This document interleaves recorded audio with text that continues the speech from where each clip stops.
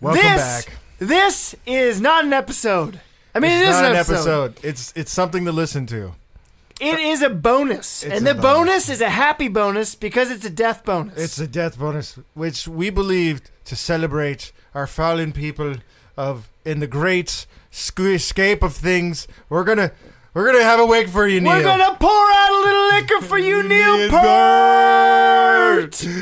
Neely Armstrong. We weren't ready. You played the drums in a band called Rush. If you know this band, they're fairly influential. Some people know them. You know, a couple people. We're hurting over the Some love them, some hate them, but some still classic. People like Rush. Some people like us. So what we're gonna do? This is just a little episode. We're not doing a full one here, but we're just gonna talk about the Neil a little bit and do some Rush covers. Yeah, the Pearts. Yeah. Just to commemorate the Peart. We gotta Peart up that tuckus. That's right. We gotta honor Neil and get it, Peart. Yeah, a little inside baseball. We record things not exactly when we put them out, so we want to take the time for Neil and pour out a little liquor on the ground and say this liquor for you, Neil. For you, Neil. Neil Peart. You know, Neil P. you weren't the most extrovertive. No. You didn't really like to talk to fans. That's right. You didn't care about your fans, really. It was about the craft. But you know what? You like to play the drums. You like to go do-do-do-do-do-do-do-do. You wish you'd thought that up, Neil. You wish you'd come up with that song. Collins is amazing. You know he heard that and he was just like... Dude, why are you tempting the ghost of Neil Peart? You know, so I have a story real quick. I have a story for you, actually. Speaking of Neil Peart's ghost. So, I went to see Rush. I actually saw Rush with the Brengineer over there. We saw Rush. We went and saw Rush, okay, right? And here's the thing. It's my first memory of smelling the pot. You know, it's my first time of smelling the sweet devil's lettuce. Yeah. We're sitting in the back, right? Yeah. And all these fools paid X amount of dollars to sit up front. And we have these great seats on the lawn, sitting in the back. Fantastic. Giant projectors to see Rush! To see the R-U-S-H Rush, brother. And there's these two hippies sitting in front of us. They're wearing the colorful flower stuff. The husband and the wife, they both have hairy hobbit feet. They're hanging out. They're smoking the dope, putting it out in the grass. I'm like, this is cool. Rush comes up. They start playing. And I'm like, yeah. And then I realize, wait a minute. We paid $40 to watch vending machines. They sounded exactly like the album. They didn't move. They stayed completely stationary. And they sounded exactly like they were perfect. Now, you might be saying, what's the deal? You paid a bunch of money. Well, Don't you want to see a perfect show? You want to see the goddamn classics. No! It sucked! They were so boring! Damn it, Rush! You were so boring! There was a cool... I guess the reason you go is to see Neil Peart doing his drum solo upside down, where the kit rotates around him, and he's just doing everything. But he's doing regular drums, and then, but even that is it was very machine-like. It flips, and then he's like, "Guess what? You thought it." So here's what happened. All right, so this is where this is perfect that Brengineer pulls it up. So you start with the regular drums, right? And you're like, ooh, the sound of thunder. Yeah, this is cool. And you're like, cool, I'm ready for more songs. Nope. 15 minutes. Stage turns around. Drum pad time. Oh. Neil Peart evolved into Peartosaur. And I'm like, wait a minute. This is 20 minutes. All right. Okay. I can do 20 minutes. It's a fairly extensive 30 minutes, Neil Peart. I'll tell you what, if Neil Peart gets mad and comes out of his grave to find me, you know what he's going to haunt me with? Every time I lay down to go to sleep, he's going to play a drum solo! But you know what? A 30-minute drum solo! You want to know something? It's if you were able to see Rush when, Rush was around and Neil Peart was alive and you got to see that experience. I hope you had a Rush. It was amazing. It was it's a pertinent experience. I was rushing out the door. See, yeah, I never went and saw Rush myself, and my dad is a huge Rush fan, and he went and saw Rush, I think, a couple times, and he would just come back just like, yeah! Josh, you missed that's my shit. Concert! Yeah, and he would talk about that drum solo every time. And he'd be like, my dad would turn into this like kid explaining Pokemon to me. He'd be like, and then it lifted up, and then he unleashed the African drum tone. It was like, and then the holograms and there's stuff flying around. Josh, bro, Science fiction dude. And I album. was like, shit. Who is this child that my father transformed into? Rush turns you into a nerdy child. Turns you into a nerdy child. We're like, oh my gosh. So here's the thing. I think if you were back in the day, that drum solo would have blown your fucking mind, man. You would have been like, shit, dude, how's he doing that? What's the noise he's making? How's he making the bongo noise, dude? He didn't even have bongos up there. He's got these pads. But we came back here in our, 20th century, and I'm just sitting there like, this has gone on for way too long.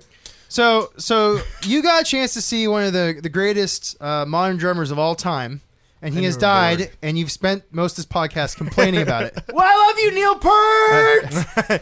That's amazing. But I'll say that's Rush. That's Rush. They're so good, it kind of annoys you. Well, here they're so. It is true. I remember watching it. Yeah. It's like your body rejects it. It's like no one's that good. No one's that good. You know what? You guys are fucking. You're alien androids, and I don't Neil trust Peart computers. has a nuclear powered heart. Yeah. I will agree with Tapes that it could have just been piped in. That's how pristinely they play. Yeah, they could have been. There's no variation. They could have been recording. Pulling a Mariah. Yeah, they don't mess around with their compositions at all. They just play it straight. You know what the truth about here's the thing about Rush. Rush is one of those bands where you're either there's only three ways.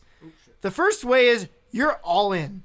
You're like, Rush, tap that vein right into the penis. I'm all about it. Give me the eggplant.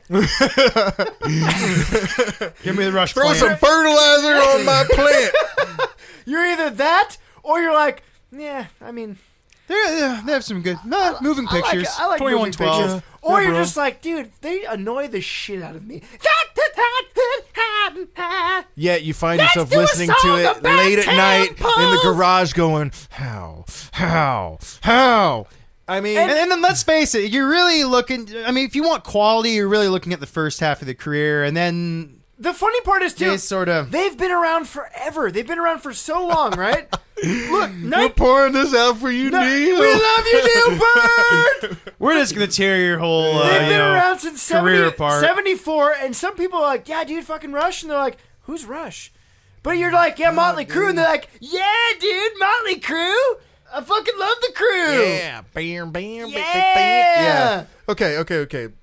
We got some covers. I see some covers on the screen. First, I want to talk about the Peart? Favorite Rush song, and it could be Peart related, drum solo. Favorite. I feel like I'm obligated to do a Peart song, but you're not obligated. Just because here's the thing: hey, just because you die doesn't mean you get a song. Peart wrote the lyrics. I was gonna say whatever. I was just gonna say it. Whatever song you pick is gonna be a Peart song because he wrote the lyrics. He was a lyricist of the group.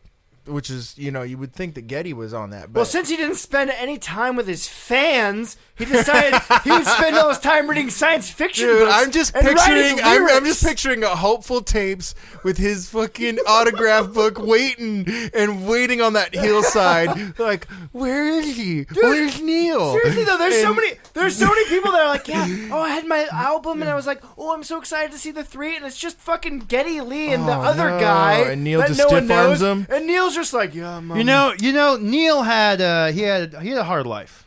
Did he? He did. He spent a lot of time on tour buses. Yeah.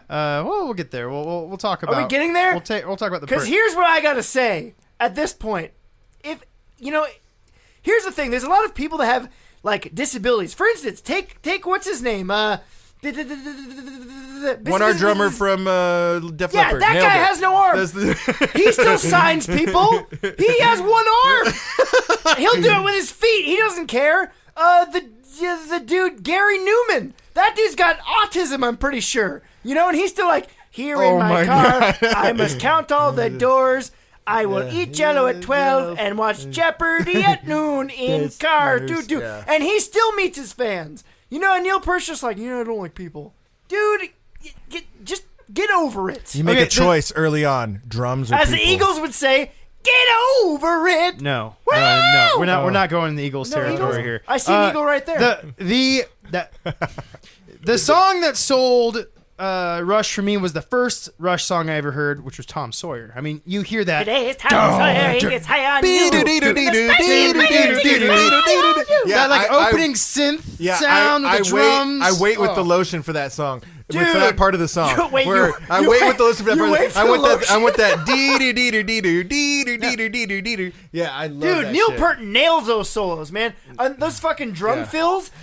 And then Twilight Zone on 2112 is another personal favorite. 2112 is just chock full of goodies. Yeah. So good. And I was listening to some Rush on the way over here, and you just hear like the beginning of the song comes in, and you just hear Neil working the cymbals, like like say what you want about him not meeting his fans and stuff like that. The dude who gives a shit? Was fans, a dude. workhorse. No one cares about fans. Just kidding. We love you, fans. We'll sign whatever you want. We'll sign your ass. We'll sign with our own blood. We'll sign the Just growth on love your us. neck. Please love us. We'll sign your. We'll sign your brain tumor. Yeah, we'll sign your tumor. We'll kiss it. Sorry, Neil Peart. You're awesome. I'll put Your on lipstick drumming's and kiss really that tumor. That's right. We love you, people. Hey Neil, it's not the He's a tumor. tumor. It's not the tumor. It's not the tumor. Hey, you know what? As Ginger Diamond, as my good friend Ginger Diamond would say, G-Die. he was in the VIP Cancer Club. He was? There are levels. Ooh. You know what? There are levels. I didn't and know. Ginger Diamond, he had the melanomas, and he was like, you know what? I'm level 1. The But melanomas. it is like a regular. He was down where the bathrooms kind of smell like piss. The higher up you go, you get that prostate cancer. You get kicked up there. You That's get right. brain cancer. You don't want a medal for that. You're one. eating fillets all day.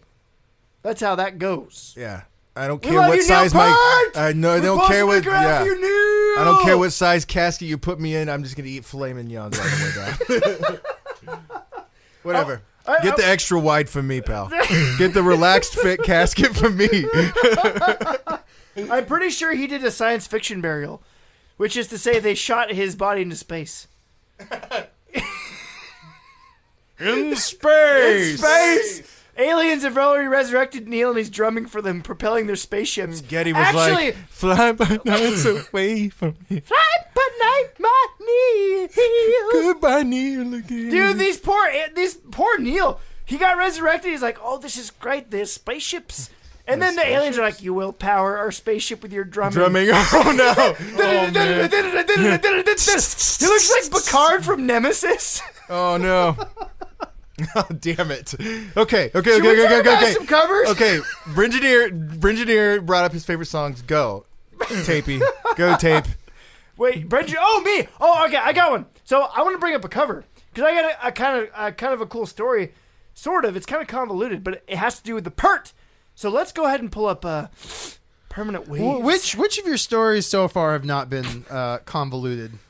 What? I'm just So you know far. what? I'm trying to spread the grease. No one is We've good. gone from cancer or hotels to propelling spacecraft with drums. I mean, You know what? I feel like that's how Neil would have wanted to go. Yeah. All right, so go Yeah. up and open the panty dripping cover for Permanent Waves. P-Waves. P Wave. What year? I don't know. It's right there. It is. Red line. Oh, here we go. Here Oh, that's a comes. great cover. Oh, great Yeah. cover. It's actually I don't really like Woo. it, but It's great. yeah, zoom in. What do you see? Yeah. No, No, it's good. It's good. Little It's- boys it's getting eggplants in the got 70s. some major satire going on. I Yeah. noticed the thing about their covers. You know what catches me? I know what catches you. I know what catches you. Here's the thing. I'm not sure if I should eggplant or if I should be worried about the tsunami. The now problem is here's she's the an thing. android. I don't know if she's a sea nymph because she's Yeah. standing there like, look, you know, what do you Wow. see? Yeah. And I'm like, now Hey. here's the thing. There's a giant Hey. wave with a bunch of sharp glass That's coming at right. me, but I just kind of want to take you Hi, down. this little magical sea nymph. You're going You to take me away and you make can all my even wishes you come can either true? sea nymph Like, me or you can that's die in a really, horrible like, tsunami. wow. Damn it! I don't know who to follow. So here's the story behind this album, right? Okay. This is Peart was part of this. So we have this guy, right? I'm talking about Hugh Syme. Now this guy is interesting. So he was actually part of the band. I guess he played keyboards on 2112. And did some pianos on different strings on Permanent Waves, which I totally don't remember that song at all. So, anyway, we love you, Neil. The guy also did. The guy also did cover design, and he did this cover. He did. Well, he was part of the album design on this. So here's the quote from him. He said, "Yeah, we spoke all evening about Rush growing up, and how we were going to do these ECG, which stands for electrocardiogram, readers of each member as they were recording. So fucking nerdy, Rush. They're brainwaves. Isn't he from London? There. No, he's from. I'm trying to do Canada here. Canada. Oh, hey, yeah. So Permanent Waves is going to be a technical statement. That's right. Yeah, and we're going to treat with red and gold foil to do a nice study in design as opposed to a photographic thing. Strong colors. I don't know what he's really saying there, but I think what he means is that little top right line right there. I think originally the cover was just going to be their brain scans as they were playing. Oh, that's badass. It's kind of a cool idea, right? That's a cool idea. So here we go. And he says, I walked out, he continues, and in the doorway said, wait, let's try something with a model. Whoa there, hey there. Yeah, walking out of a tidal wave situation. Oh, wow. Neil gave me this blank look and said, hey, get the fuck out of here. So, so they have this awesome idea of these brainwave scans, right? Which is pretty cool. And he's like, wait, he said, we're doing brainwave scans. That's what we came here for. I've already paid for the EKGs. Instead of that, let's just do this stupid composite with a tidal wave, because it's waves on the cover. I like it. And Neil Peart's like, no, that's a stupid... What? No! That's dumb. But... I'm going to be really real. I didn't see wave. I thought it was an explosion going off. Right? And she was walking away from the explosion like, Neil's coming back. Yeah, I always thought this was sort of a post-apocalyptic Dude, I thought it was an explosion. I didn't. It was a wave. Me too. It's a tsunami. I'd rather remember it as an explosion because then it kind of has that like... If there's an explosion going on, I don't care. It's an explosion of your childhood because she's like... best life. She's like, look at me. I just blew your mind. Yeah. Look at what's underneath. Rocked you like a hurricane. Anyway, so... Neil says, hey, get out of here. I don't know why he's all of a sudden from fucking Boston, but he is. Hey, you get the fuck out of here, pal. I don't like the idea. It's dumb. It's dumb like my fans. Wicked dumb, bro. Wicked dumb, bro. We're doing brain scans because that's what I fucking paid for. Yeah, but the following day, he asked me to consider doing that because he discussed it with the band, and they all thought it was more likely for a cover than a serious approach. Knocked it out of the park. So, he goes back to the band, and they're like, yeah, the brain scan thing... It's kind of cool, but instead let's just do the weird fucking thing with a bunch of pictures. That you thought up last minute as you're walking out the door. I know, Neil. I mean, was it Getty? Seaman's like, hey, I have an idea. Let's just throw all the brain stuff out and do a composite cover. Something came to me in the middle of the night. We're going to do the composite cover with an explosion going. No, a wave that looks like an explosion. So he says, alongside its central image of a knicker flashing glamour-puss in the path of a tidal wave. Glamour-puss. The resulting cover was awash with reference points. Whoa. We got Peart, Lee, and Leifson, which apparently is a guitarist. No one cares. Sorry, Leifson. Fuck. No one cares. Are just Leifson. See, I don't even know your name. No one knows your name. Whoa there. It's just true. Hey, at least he signs people's stuff. He's a he's a national treasure. Recognize me. Yeah. So Peart, Lee, and Leifson are just visible on the signpost in the distance. Whoa. The waves, both in the model's hair and the tsunami, are obvious visual alliterations to the album title. So, instead of doing this cool brainwave, you're like, let's literally do a tsunami and her wavy hair. We pour out a little liquor for the cover that could have been. We pour out a little liquor for you, Neil Peart, in this cover that was a bad idea. So, Coca-Cola asked that we strip out their billboard. Recalls Simi. I think Simi? And I said, hey, fuck that. Fuck that. I'm an artist. One of the visual references that didn't make the cut because it was too close to the cotton-clad mons pubis. Whoa. What the hell did... Oh, I just got it. Apparently, somewhere there's a Coca-Cola ad right next to her vagina. Dude, you get a free Tootsie Pop if you can find that shit. Who actually says mons pubis? I wish she had more skin. Dude, he was so specific. Creeps me out. Zoom in on the creeps mons. Me out. The mons pubis. Mons pubis. I didn't know she was a mam. She doesn't have a mam's body, you know. She's kind of got that. She's a model, so but I don't know if she's a mam. Apparently, there was a Coca-Cola ad somewhere here, but they cut it out because it's too close to the under the joiner. The underdock. My The friend, underdark the where reminds me of spiders dwell. Yeah. She reminds me of my friend Ricky's mom. I definitely got over her. Not really. That's why we put her on the cover. Ricky's mom call me. got it going on. Oh, Last God. thing, this is kind of interesting. So another bone of contention was the Chicago Daily Tribune newspaper in the foreground of the sleeve. Originally showing the infamous front page from the 1948, when the paper wrongly reported the result of the U.S. presidential election, Dewey defeats Truman. So, apparently, for whatever reason, they also had a newspaper with Dewey defeats Truman on there, which is... They're trying to go deep on this one. I don't... Dude, this is the original Fallout. They don't know where they're going because they're like, oh, waves, because they're... And an alternate reality. There's real waves, there's wavy hair, and there's political waves. And the soda. Yeah, the that's soda right. thing is Soda wavy. wave. And one could say that we're making waves with this a really cool album cover. So real quick, the Deweyverse... I stand by my work. The Deweyverse Truman thing, if you don't know, because... Deweyverse what's True? his name? He made a comment that like everyone knows that. No one knows that anymore. That was 1948, dude. No. So basically, what happened is Truman won the presidential election, and the Chicago Tribune let out a newspaper that said that whoever his opposal Dewey, which is a horrible name if you're going to be a president, the President Dewey. No one is gonna go for you, dude. The Deuster. Hey, vote Deuster. Hey, he's gonna deuce. He's gonna lay a deuce on Truman. Hey, brother. I don't know about this Dewey guy, but I fucking love his name because it sounds like Deuce, bro. There's a badass photo of Truman holding up the paper like, look at this fucker. You lost, you did. The Deuster. Anyway, I don't know why there was legal interactions. Maybe because the newspaper was wrong and the Chicago Post was embarrassed. Anyway. That had to get cut out, and that was the last thing. So, to clarify this giant rant, this is the rant. Neil Peart! This We is love you, Neil Peart! This is a Neil Peart drum solo in rant form. Yeah, which is gonna haunt me later tonight when I'm trying to sleep. You can't see it, but Tapes is upside down right now. We're rotating him.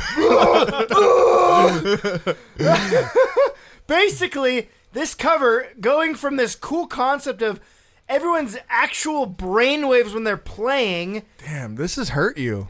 This cut you deep. Because it's cool. Is that not a great idea? It's a great idea. It's a great idea to going from, actually, what if we had a tsunami and hair waves and a Truman thing? A little and bit on the nose there. Because then it represents permanent waves in society. Well, it doesn't matter because Permanent Waves isn't that good of an album anyway. Actually, that's a great album, dude. No, it's not. What are you talking about? It's got a couple songs. It's got some great songs. What's your album, bro? Dude, it's their acclaimed What's your favorite album? dude? Moving Pictures. Yeah. Movie Pictures. That's their masterpiece. They don't have any album better before or after that. That is the Rush album for me. Track listing for Moving Pictures. I'm gonna have to Tom agree. Sawyer. Boom. Red Barchetta. Boom. YYZ. Double boom. Limelight. You can take this album. Camera Eye. Witch Hunt. Yep. And Vital Signs. That is a strong track good. listing, So bruh. strong. That is strong. It is the Strong. It is the Rush album. And the cover, I mean, it's strong. I thought we were talking about this a little bit before. I thought this cover was dope. Yeah, I like it. I didn't I like it like at it. first. I was I like, like it. I was like, dang. But it's a little bit of a Where's Waldo, and it's got little bits from the album in the actual cover. The actual photography is beautiful and dynamic. I like the guys in red. Yeah, the red boiler suits carrying the Pulling out images out. guys is in red. No, I mean, honestly, it's a bit obvious. I mean, the album's called Moving Pictures, and these guys are moving pictures. Again, what? So you know right what's on the funny? nose there. Apparently, these guys have these awesome concept ideas, and then they're like, "No, let's do the easy thing and just have the literal interpretation." Yeah. Neil Peart's like, I'm out of ideas. Yeah, the tumor is taking up all my good ideas. Here's another literal, but I love it. It's eating all the ideas. Another here we go, literal all right. cover, but I love it. So here we go. Here's the Inks take. What do we got?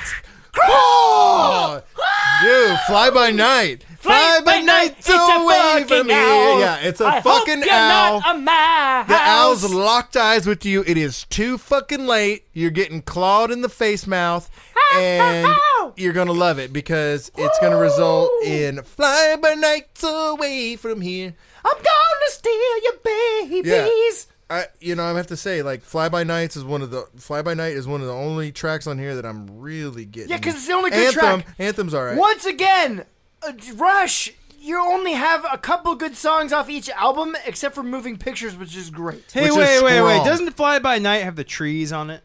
Ooh. Wait. Or is that might be Crest of Steel. Whoa. I don't even know. A metaphor oxygen. for equality. Let's see here. No, it does not have trees. It has Rivendell. It has